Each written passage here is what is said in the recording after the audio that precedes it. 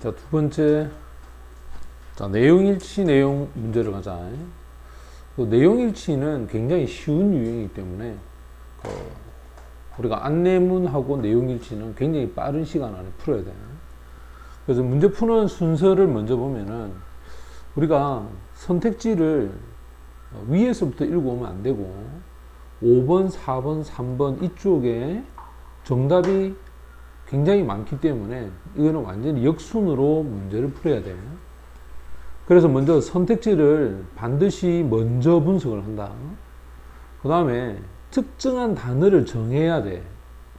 그럼 출제자는 우리 이 문제를 낼 때는 이 육하 원칙에 근거를 해서 문제를 내거든. 그러니까 언제, 어디서, 누가, 무엇을, 어떻게, 왜 라고 하는 본문의 내용과 일치하는 부분이 있는데 또는 일치하지 않는 부분도 있을 수 있겠지, 그지? 그걸 정답으로 유도를 한다는 거야.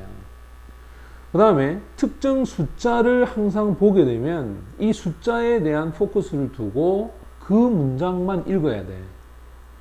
또 선택지하고 본문하고 관계가 선택지에서는 긍정으로 되어 있는데 본문에서는 부정으로 되어 있거나 반대가 될 경우도 있겠지. 그죠? 그 다음에 비교하는 내용 또는 대조하는 내용 이런 부분이 틀려서 정답이 될 수도 있다 이 말이에요. 우리가 내용일치라고 해서 이 내용을 꼭 다 알아야 될 이유는 하나도 없어. 우리는 답만 찾으면 돼. 예를 들어서 지금 같은 경우에 보면 봐라, 여기도 보면 처음에 500개가 라고 하는 동그라미 치고 그러면 500을 바로 밑에서부터 찾아 올라가서 500이라는 숫자를 빨리 찾아야 돼. 됐어? 그럼 이 문장을 읽어야 돼. 왜? 500이 넘는 앨범 커브가 그가 촬영한 사진들이 실렸다. 지금도 보면 그가 촬영한 것이 나타났다. more than 하면 이 자체가 이상이라는 뜻이겠지? 맞지? 그럼 요거 내용 맞단 말이에요. 그 다음에 함께 작업한 예술가 특별한 유대 관계를 맺지 않았다라고 하는데 이게 지금 부정이잖아. 그럼 위에 올라와서 보면 이 특별한이라는 단어가 있어. special bond. 이게 바로 유대 관계야, 이거지? 근데 여기는 formed라고 해서 긍정으로 사용되었고 여기는 부정으로 사용이 된 거야. 됐어? 그럼 답은 4번이 정답이 되는 거지. 이해되나?